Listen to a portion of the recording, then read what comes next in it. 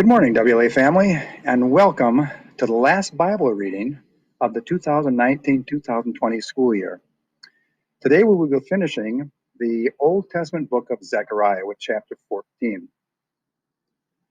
If you remember, Mr. Westfall started us on our journey through this book on February 12th BC, before Corona. On that day, we learned that Zechariah's name means Yahweh remembers. Yahweh is that special name that the Israelites had for their God. We learn that Zechariah was both a prophet and a priest. Through our weekly reading of this book, we have been exposed to many prophetic references to the Messiah. I will mention just a couple. Zechariah prophesied that the Messiah would be rejected and betrayed for 30 pieces of silver. He prophesied that the Messiah would be struck with a sword and pierced. And probably most notable of his references is the account of Palm Sunday. I'm going to read that one. See, your king comes to you righteous and having salvation, gentle and riding on a donkey, on a colt, the foal of a donkey. That's from chapter 9, verse 9.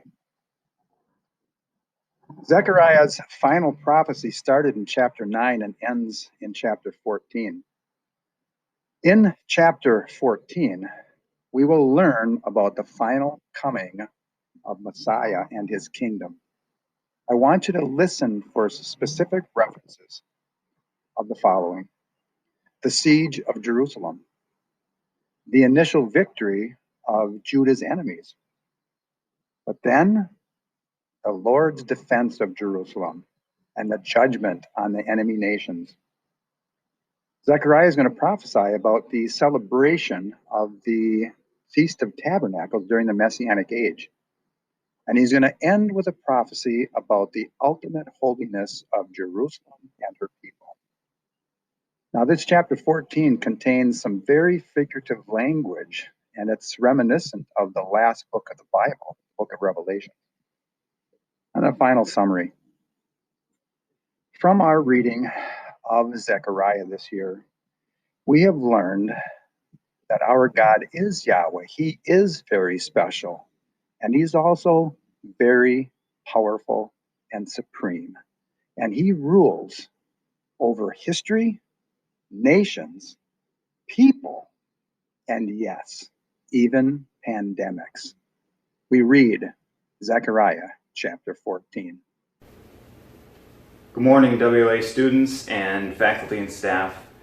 My name is Kyle. I am Mr. Kerr's son, and I'm a 2006 alumni of WLA, and I'm here to read Zechariah chapter 14 for you this morning. The Lord comes and reigns. A day of the Lord is coming when your plunder will be divided among you. I will gather all the nations to Jerusalem to fight against it. The city will be captured, the houses ransacked, and the women raped. All of the city will go into exile, but the rest of the people will not be taken from the city. Then the Lord will go out and fight against those nations as he fights in the day of battle. On that day his feet will stand on the Mount of Olives, east of Jerusalem, and the Mount of Olives will be split in two from east to west, forming a great valley, with half of the mountain moving north and half moving south. You will flee by my mountain valley, for it will extend to Azel. You will flee as you fled from the earthquake in the days of Uzziah king of Judah. Then the Lord my God will come, and all the holy ones with him. On that day there will be no light, no cold or frost. It will be a unique day without daytime or nighttime, a day known to the Lord. When evening comes, there will be light. On that day, living water will flow out from Jerusalem, half to the eastern sea and half to the western sea, in summer and in winter. The Lord will be king over the whole earth. On that day, there will be one Lord, and his name the only name. The whole land, from Geba to Rimmon, south of Jerusalem, will become like the Arabah, but Jerusalem will be raised up and remain in its place. From the Benjamin gate to the site of the first gate to the corner gate, and from the tower of Hananel to to the royal wine presses. It will be inhabited. Never again will it be destroyed. Jerusalem will be secure. This is the plague with which the Lord will strike all the nations that fought against Jerusalem. Their flesh will rot while they are still standing on their feet. Their eyes will rot in their sockets, and their tongues will rot in their mouths. On that day, men will be stricken by the Lord with great panic. Each man will seize the hand of another, and they will attack each other. Judah, too, will fight at Jerusalem.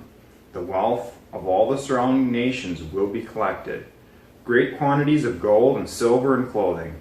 A similar plague will strike the horses and mules, the camels and donkeys, and all the animals in those camps. Then the survivors from all the nations that have attacked Jerusalem will go up year after year to worship the King, the Lord Almighty, and to celebrate the Feast of Tabernacles. If any of the peoples of the earth do not go up to Jerusalem to worship the King, the Lord Almighty, they will have no rain. If the Egyptian people do not go up and take part, they will have no rain. The Lord will bring on them the plague he inflicts on the nations that do not go up to celebrate the Feast of Tabernacles. This will be the punishment of Egypt, and the punishment of all the nations that do not go up to celebrate the Feast of Tabernacles. On that day, holy to the Lord will be inscribed on the bells of the horses, and the cooking pots in the Lord's house will be like the sacred bowls in front of the altar. Every pot in Jerusalem and Judea will be holy to the Lord Almighty, and all who come to sacrifice will take some of the pots and cook in them. And on that day there will no longer be a Canaanite in the house of the Lord Almighty. This ends our reading. Have a great day.